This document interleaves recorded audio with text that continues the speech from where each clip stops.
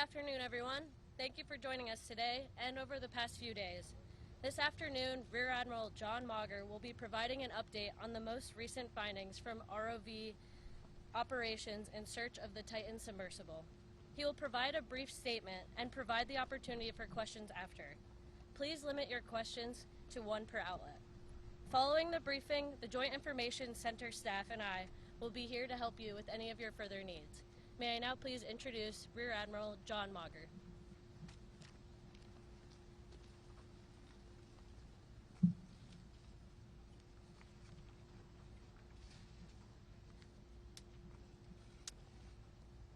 This morning, an ROV, or remote operated vehicle, from the vessel Horizon Arctic discovered the tail cone of the Titan submersible approximately 1,600 feet from the bow of the Titanic on the seafloor. The ROV subsequently found additional debris.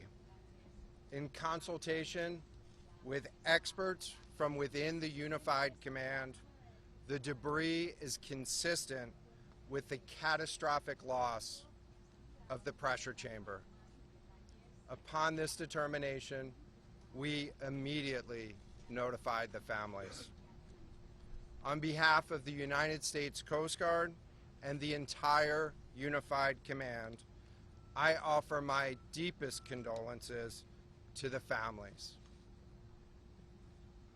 I can only imagine what this has been like for them, and I hope that this discovery provides some solace during this difficult time.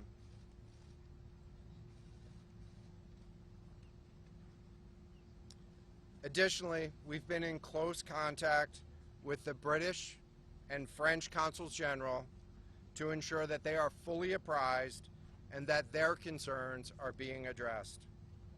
The outpouring of support in this highly complex search operation has been robust and immensely appreciated. We are grateful for the rapid mobilization of experts on the undersea search and rescue, and we thank all of the agencies and personnel for their role in the response. We're also incredibly grateful for the full spectrum of international assistance that's been provided. The ROVs will remain on scene and continue to gather information. Again, our most heartfelt condolences go out to the loved ones of the crew. We'll now take questions. John, what other debris have you found? John, what other debris have you found? Can you talk about the delay in reporting the vessel missing and what impact that had on the recovery? Search and recovery? This was a incredibly complex case, and we're still working to develop the details for the timeline involved with this casualty and the response. And so we'll provide that. James Matthews from Sky News. John, what other debris have you found? And have you found any trace of those who were on board? So this is an incredibly complex operating environment on the seafloor, over 2 miles beneath the surface. And so the remote operating vehicle has been searching, and it is highly capable. And we've been able to classify parts of the pressure chamber for the Titan submersible. Let me refer to one of my undersea experts here, Mr.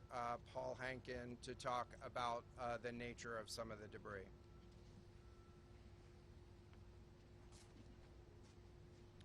Thank you, Admiral. So essentially we found 5 different major pieces of debris that told us that it was the remains of the Titan. The initial thing we found was the nose cone, which was outside of the pressure hull. We then found a large debris field. Within that large debris field, we found the front end bell of the pressure hull. that was the first indication that there was a catastrophic event. Shortly thereafter, we found a second smaller debris field. Within that debris field, we found the other end of the pressure hull, the aft end bell, which was basically comprised of the totality of that pressure vessel. We continue to map the debris field, and as the Admiral said, we will do the best we can to fully map out what's down there. Admiral, is there... Thank you very much. It's a very difficult question to ask, but it will be an important one for the families, of course. What are the prospects of recovery of the bodies of the missing? So the questions was related. I'm restating the question from the standpoint of sometimes it's hard to hear the question here. What are the prospects for recovering crew members? And so this is a incredibly unforgiving environment down there on the seafloor, and the debris is consistent with a catastrophic implosion of the vessel. And so we'll continue to work and continue to search the area down there, but I don't have an answer for prospects at this time. Admiral, it's Tom Costello at NBC News. Is there any suggestion, any suggestion at all that the sub itself collided with the wreckage of Titanic, or that instead it might have imploded above the wreckage and then rained down nearby? So the question was, is there any question as to whether or not the sub collided with the Titanic or whether it imploded above and debris field created from that? So the location of the Titan submersible was in an area that was approximately 1,600 feet from the wreck of the Titanic. I have an expert here that is familiar with that area and can talk about the debris field and what the debris field indicates in terms of where the casualty may have occurred. Rear Admiral, really quickly, can you tell me when that... Wait, let's get the massive expert leak will voice, be please. called back? Hang on a second. The expert voice is coming up to answer the question. Thank you, Admiral. So the question is, where does the wreck lie in relation to the Titanic? I didn't hear the Admiral's answer. I think 1,600 feet. Was that correct, Admiral? Yep, you got it. So that's off the bow of Titanic. It's in an area where there is not any debris of Titanic. It is a smooth bottom. To my knowledge and anything I've seen, there's no Titanic wreckage in that area. And again, 200 plus meters from the bow, and consistent with the location of last communication for an implosion in the water column. And the size of the debris field is consistent with that implosion in the water column. Thanks. Well, if I can ask you a question, in terms of the timing here, you say that this was a catastrophic implosion, and I know it's early on, but is it your estimation that this happened right at the moment when they lost contact, an hour and 45 minutes after their descent? So the question was about the timing of the catastrophic implosion. Right now, it is too early to tell with that. We know that as we've been prosecuting this search over the course of the last 72 hours and beyond, that we've had sonar buoys in the water nearly continuously and have not detected any catastrophic events when those sonar buoys have been in the water. So. Admiral, can you describe what happens from here, sir, in the next days and weeks in terms of finding any more debris? What happens from here? So we will, the question was what happens from here, what's the next phase? And so right now, again, our thoughts are with the families and making sure that they have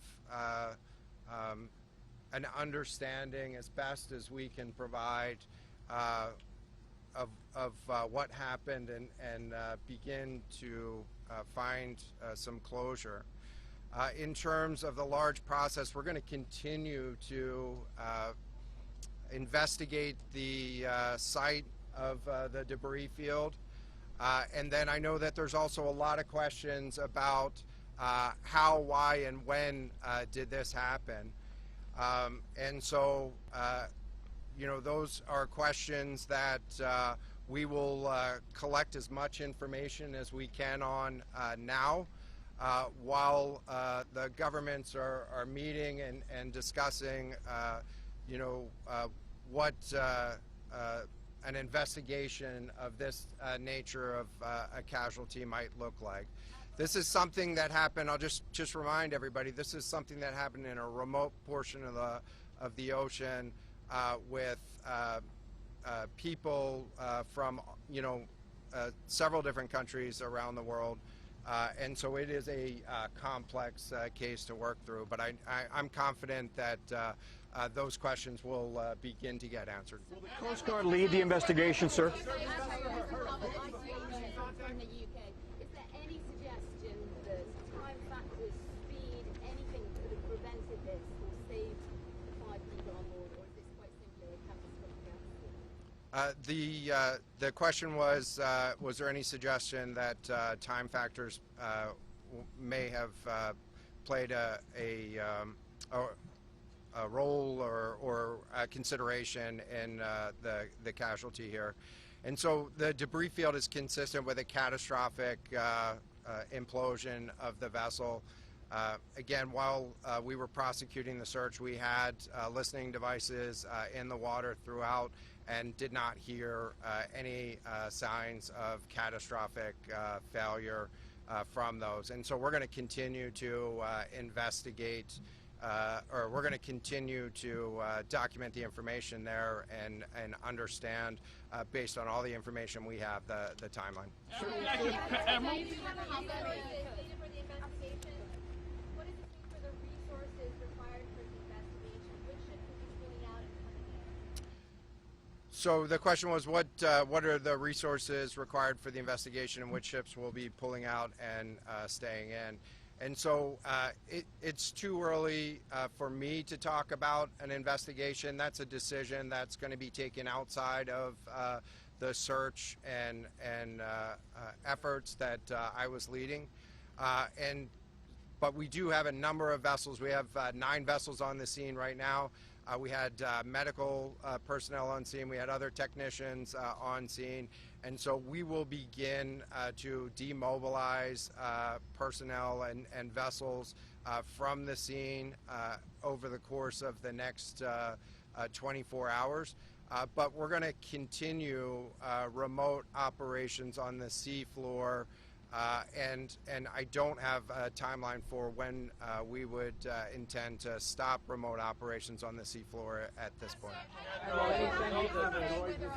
as a result of this, do you think there should be changes in the way these are safety rated or inspected so that this won't happen again? Yeah, the question was essentially about do you think that there should be changes in safety ratings or inspection for these standards? I know that there's a lot of questions about why, how, when this happened, and the members of the Unified Command, have those questions too, as professionals and experts that work in this environment. And this is an incredibly difficult and dangerous environment to work in out there. But those questions about the regulations that apply and the standards, that's going to be, I'm sure, focus of future review. Right now, we're focused on documenting the scene and continuing the subfloor. I know we don't know the timing here.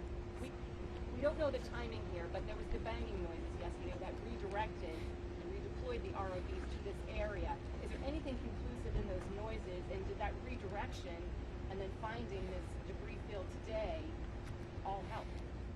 So throughout the search efforts, we reacted to the information that we had available to us, and while we continue to send it off for deeper analysis. Again, really complex operating environment for us to work in.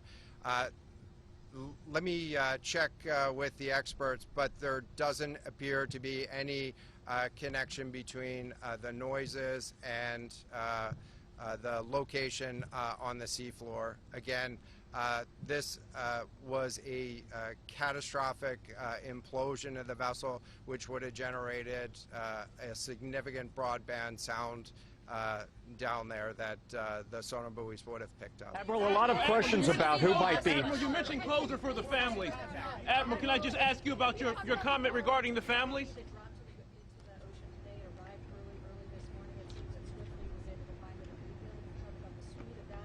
And also, were all of the assets involved moved as swiftly as possible to the area? Was any help turned away, as some lawmakers have criticized the government? This was a incredibly complex operation, and we were able to mobilize an immense amount of gear to the site in just a really remarkable amount of time, given the fact that we started without any sort of vessel response plan for this or any sort of pre-stage resources. And so the equipment that was brought on site this morning that we were using was a pelagic ROV capable of operating at 6,000 meters, cameras, sonar, other articulating arms and resources on it. And it, we had to transport it here through C-17 aircraft. This is 2 aircraft that it took to get this up here. And so we've really had the right gear on site and worked as swiftly as possible to bring all of the capabilities that we had to bear to this search and rescue effort. And it was just a huge international and interagency effort to make this happen. So I'm really grateful for all of the responders that came out to support this and really search for the vessel. It is a difficult day for all of us, and it's especially difficult for the families, and our thoughts are with the families today. But this was an immense support, and we had the right gear on the bottom to find it. So thank you. Admiral, you mentioned the Admiral. Will you attempt to recover the bodies, can we ask you? The victims, will they be recovered? Thank you so much, everyone, for attending this afternoon. There are no future planned press conferences. Updates will be shared to the USCG Northeast Twitter page, and our staff will be available to take down any questions following this. Thank you.